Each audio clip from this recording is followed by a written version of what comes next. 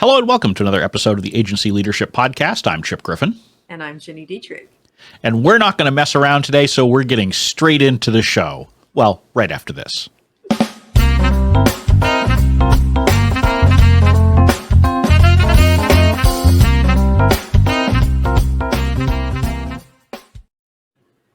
We are on a tight schedule for recording today. We are. We don't have our usual time to kibitz and gossip and rant and rave and all that kind of stuff. So we're just going to get right into the show here too. I mean, why not? Why not? This is very strange for us because usually we spend a half an hour doing all those things you described.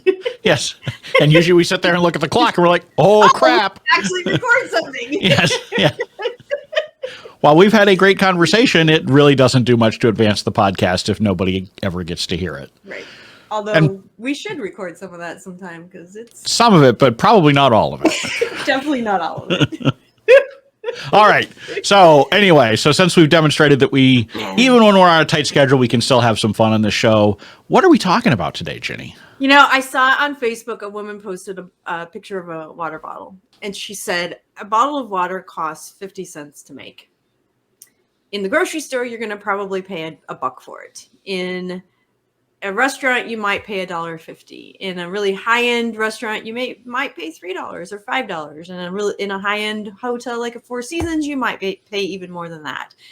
But the cost of the water bottle or the bottle of water is 50 cents.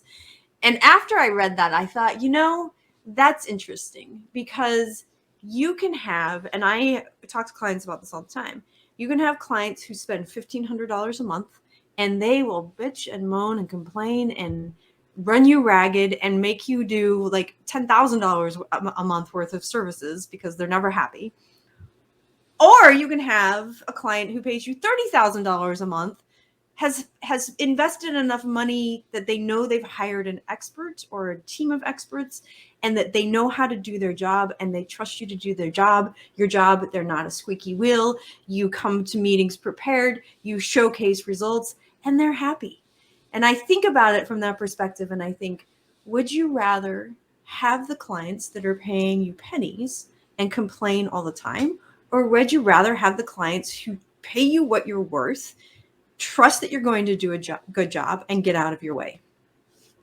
Yeah, I think it's a great subject for discussion because, I mean, we talk all the time about agencies having difficulty pricing and figuring out the right clients to work for, and this is certainly a piece of it. And I think there's two ways to look at what I'm going to start calling the water bottle argument, just to sort of simplify things for the rest of the show. I like it. So, you know, there is comparing one agency to another and, you know, what they charge for their water bottles. Sure. And then there's also within your own agency what you charge for your water bottle for different customers. Okay, fair. And so they're not exactly the same thing because, you know, I know that people listening to this will immediately say, well, you know, an agency that's, you know, selling that bottle of water for $1.50 isn't delivering the same level of quality that I do when I charge $5 for the bottle of water. It really isn't the same, if you will. And there's something to be said for that. I mean, you know, the PR work that you do is probably different, hopefully better than someone who's just starting out, right? You know, I mean, I've never hired you for PR, Ginny, so I can't say fair. for certain. Fair. But I'm going to assume that based on everything I hear out there, that you're pretty good. Or at least not too bad. I mean, you know.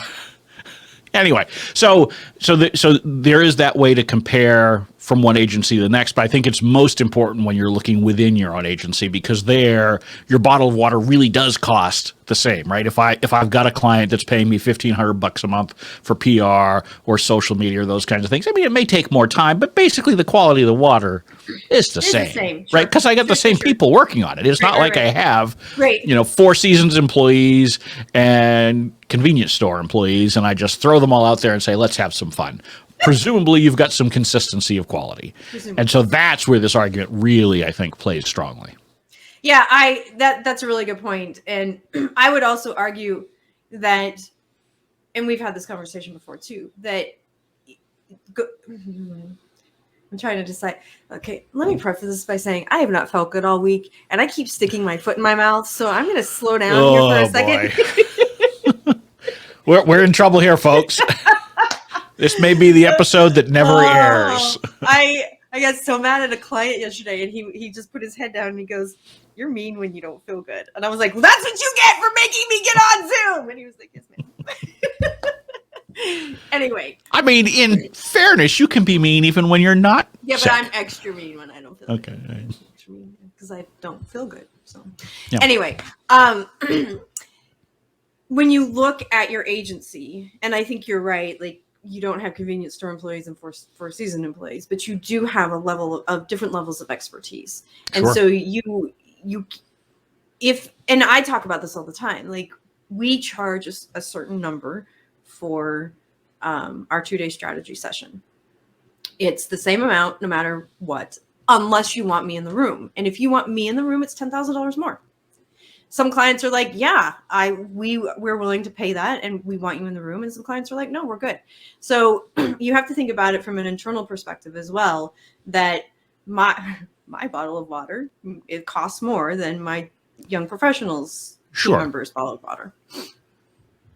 Yes, and so that is one of the places where it can be differentiated. But I think, when you look generally at your bottles of water, and we're really going to torture this bottle. Yeah, I probably should have moved away from it, but now I'm stuck with it. I'm sticking with it. To go with it. Yep. I am going to beat this dead horse, as Brian Person would say. But I think the key thing is that when you're looking at the kinds of clients that you're working with, the level of pain, the level of effort is not that different for your $1.50 bottle of water versus your $5 bottle of water. Fair. Right? Yes. Yes, you do have to apply some more expertise. There's probably some more time that goes into it. But at the end of the day, it is those little things around it, just as it is with the bottle of water, right? Because the bottle of water costs the same, but when you're at the Four Seasons, you're not paying just for the bottle of water. You're paying for the level of service that comes with it. And at the grocery store, the convenience store, you have to go find the bottle of water, pull it off the shelf. It was chucked up there. Maybe you got to, peel open the plastic to get at the bottle that you're trying to get because, you have to find somebody to lift you up there because you're too short to reach it. Right. At the Four Seasons, that bottle of water probably has been chilled. Yes. It's been, any condensation is wiped off before it's handed to you. It is handed to you. You don't have to go. In crystal glass. Maybe, yeah, but it's so you're getting more out of the overall experience because of those extras that are being given. And when you have your biggest client at the agency, you're probably giving them a little bit more of that kind of treatment than you're giving to, the lowest paying client, right? And it's natural, right? Because we sit there and if nothing else, as we've talked about on the show before, it's the fear. Oh my God, if I lose this client, it's the end of the world. So I'm going to bend over backwards to do anything I want. But all in all, you would rather have those larger clients because in my experience, the larger clients complain a whole lot less than those who are scrounging together every little last bit of budget they can to hire you at your lowest possible rate. Yeah, and I think that's a really good point, is that the lower paying clients tend to be the squeakiest wheel, and you always end up over servicing them and they're never happy. And so when you think about how, and this is a really good time of year to start thinking about it because you'll start planning for 2022, which is insane, but here we are. It's a really good time to start thinking about pricing in the way that you approach the market from that perspective, because you can, and I have one client I say this to all the time, you can continue working for $2,000 a month and you can have 60 clients if you want. That sounds miserable. You're miserable at 15 clients at $2,000 a month. So why don't we increase your pricing a lot and you can have less clients and do the kind of work that you want? But I think it's a really hard, and I will admit I had to make this mindset shift too. It's a really hard mindset shift to make, especially when you're young in your agency's growth. And you're at that point where you just need to generate revenue and not necessarily think about it strategically. So I would encourage you that no matter where you are in your agency's life cycle, that you really think about pricing from that perspective.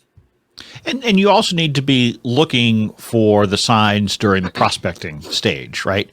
You need to figure out if someone's looking for the $1.50 self-service bottle of water or the $4 or $5, yes, Four Seasons bottle of water. Yep. because there are things that you will pick up in those early conversations, if you're looking for them, that will help you figure out if this really is a good fit for you and your agency.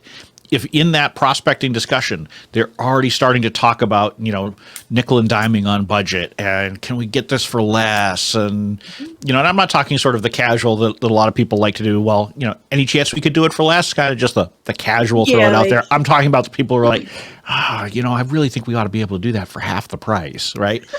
You start hearing that early on. But we can take half the scope out. And if they start asking a lot of questions like, how many hours does it take you to do this? Or, when you've got those clients who really want to dig in and try to understand how the sausage is being made, and not in a way that helps them understand, is that sausage going to taste good? But, more, are you really charging me a fair price, right? If you start hearing that kind of stuff in the prospecting stage, run, don't walk to the nearest exit. Yeah, for sure. And we've also talked about this before too. Have your list of red flag answers, and those are really good red flag answers, which are, the things that people will say that make you go now. And you may say to yourself, okay, I'm okay with 2 or 3 red flags, but if it's more than that, I'm not okay. Me personally, I'm okay with 0 red flags, but you can figure out what it is that you're comfortable with, and that will change, that will evolve as well. I used to completely ignore red flags. I have definitely matured from that perspective. But just figure out what that is, write your list of questions, and then know what those what the red flag answers are that you're looking for. Right. And if nothing, red flags are something you should always be using to ask more questions, either of the prospect or yourself. Yep. Right. So I'm a big believer that there's no set number of red flags. Sometimes it's 1, and that's enough to knock it out and say, forget about it. I'm walking away from this because it's that important a red flag, and there's really no either explanation or way around it. There are other times where you might accept 3 or 4 red flags because as you look at it, yes, they kind of just barely met the criteria to get into that red flag, but it's really not, when you look at it, as consequential as it might be for someone else who gave a similar answer. There's black and white, and there's gray, and there's lots of gray. It depends, blah, blah, blah. For sure. Yeah. Like, as you said to somebody in the spin sucks community, well, it depends. Right. Well, and actually that's actually a good conversation to reference here too. And we should have a more in-depth episode about that at some point too, because there was a discussion about cancellation policies. Yep. And certainly it's worth having probably an episode devoted to that, because it is an important thing. We've touched on it previously when we talked about client contracts and things like that, but there's a lot of big picture ideas that go into that conversation. But for this one, what I would say is, if someone is coming in from that prospecting stage, talking immediately about what your cancellation policies are and being really fixated on those things, that is a giant red flag as well, because that suggests that it's someone who is not really committed to the relationship.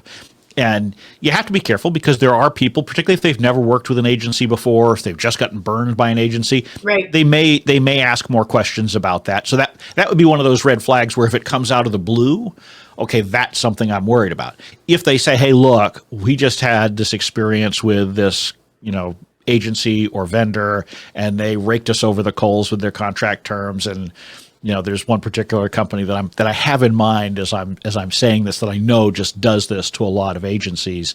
It's not another agency, but it's an agency service provider, and they do this kind of thing, and it leaves a real bitter taste in people's mouths. So if someone said, that's why I'm focused on this, okay, now that red flag has gone to maybe a yellow flag, right? Because it's a little more understandable. Because it's not that they're so fixated on it; it's that they touch that burner, their hand is still blistered red, and so they care about it.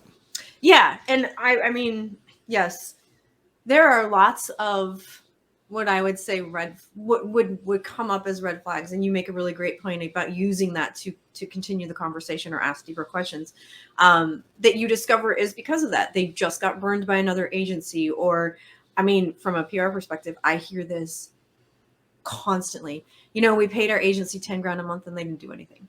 Like, I hear that constantly. I've heard things like, working which with a drives PR me bonkers, because most agencies are not that unethically irresponsible. They're not. There's usually a whole lot more to that story. Now, there are bad apples out there in agency land. Yes. Absolutely. But nobody's in business to take your 10 grand a month and just walk away with it. That's not Generally speaking, you're correct. Yes. I mean, and so, when I hear that, I want to know more. I want to understand, well, what really happened. All the time. And most times it's a failure on both sides of the relationship. It is rare that an agency-client relationship fails simply because the client didn't do what they were supposed to do or the agency didn't do what they were supposed to do. It's usually a combination of the two.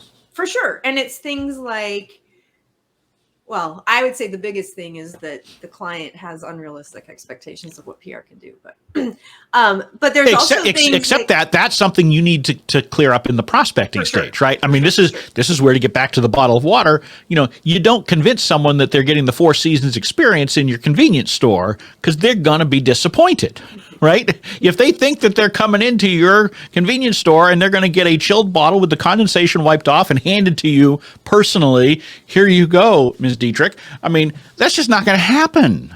Right? So you need to make sure that you're being clear with those expectations. And when you hear the prospect say something that implies that their expectations are too high, don't just blow right through that stop sign. Don't let them keep having that impression, because that's what's going to happen. They're going to say, I gave you $10,000 and you didn't do anything, because you never had a meeting of the minds on what you could actually accomplish. And I would say, if they have that perception in the prospecting meeting and you don't blow through that, you have the conversation, you have, when they become a client, you have to continually educate. Absolutely. And I am constantly, I bet I want to wear a shirt that says this, just because I repeat myself so often. You cannot measure all of PR. I say this all the time. Some of it is brand awareness. Some of it can be measured. Can I tell you it's 50-50? No. Can I tell you it's 70-30? No. I can tell you some of it is attributed to brand awareness and some of it is attributed to results. I have that conversation with the top executives of our clients all the time, constantly. And we go back and forth all the time. Okay, well, what about this and what about that? And I'm like, okay, like I just had this conversation last night where you've got this huge satellite media tour that we're doing with TV and radio. They want to know how much traffic's going to come to the website. I can't tell you that because it's on TV and on the radio, which means there's no link that people are clicking. I don't know. Right. Well, and the reality is, I have spent a lot of my career on the measurement side of the industry, and the problem oftentimes is you can't get the data that you need from the client. So even if it is theoretically possible to measure something, you often can't access the data from the client themselves in order to accomplish it. And by the way, this is not a problem for agencies or vendors. This is a problem internally. A lot of times the communications team at the client can't even get it from their colleagues in the other departments where they need it, in part because it may not be as easy to access, right? I mean, it may not be as simple as, oh yeah, I'll just generate a report for you, right? I mean, a lot of times the systems aren't set up for that. But a lot of times it's that there is no tracking code, there is no link, there is nothing that your sales team, your product team can give you that concretely says this is what happened. Yes. And guess what? Most web analytics people can't even tell you where a click ultimately came from, particularly these days with so much data being, obfuscated, not retained, all that kind of stuff, and is it first touch, last touch? I mean, there's so many things that go into it, and, the larger the sale, the harder it is to track and all that kind of stuff. But back to our cheapo bottle of water, because that's really, so I think focus. You're right. Focus on the experience that you're giving clients, charge for that experience. When you're in new business meetings, ask the questions that raise red flags so you can continue to ask questions and dig deeper into that. And then once they become a client, the conversation and the education never ends. It's a constant discussion that you have to have over and over and over again. And ultimately decide what kind of bottle of water you're selling. Yeah, right. Are you selling the $1.50 bottle of water? That's fine. Or are you selling a $4 bottle of water, a $5 bottle? Right. So, and then get clients that are happy to pay for that price of bottled water. Don't try to mix and match. Don't try to service the Four Seasons client and a convenience store client from the same agency, from the same team. It's just not going to work out well. Work. It won't work. You need to have some consistency about the bottled water that you're selling and what pricing you have for it. 100%. And with that, I think, it's time for me to have a sip of water here. Here's my water. That my own didn't cost me anything. That was tasty. That was All out right. of my tap. This was filtered from my tap. So, but in any case, that will bring to an end this episode of the Agency Leadership Podcast. Hopefully, you've hydrated during it and enjoyed the conversation. With that, I'm Chip Griffin. And I'm Ginny Dietrich. And it depends. Thank you for listening to the Agency Leadership Podcast. You can watch or listen to every episode by visiting agencyleadershippodcast.com. The Agency Leadership Podcast is distributed on the FIR Podcast Network. Just visit www.firpodcastnetwork.com. We welcome your feedback and suggestions and look forward to being back with you again next week.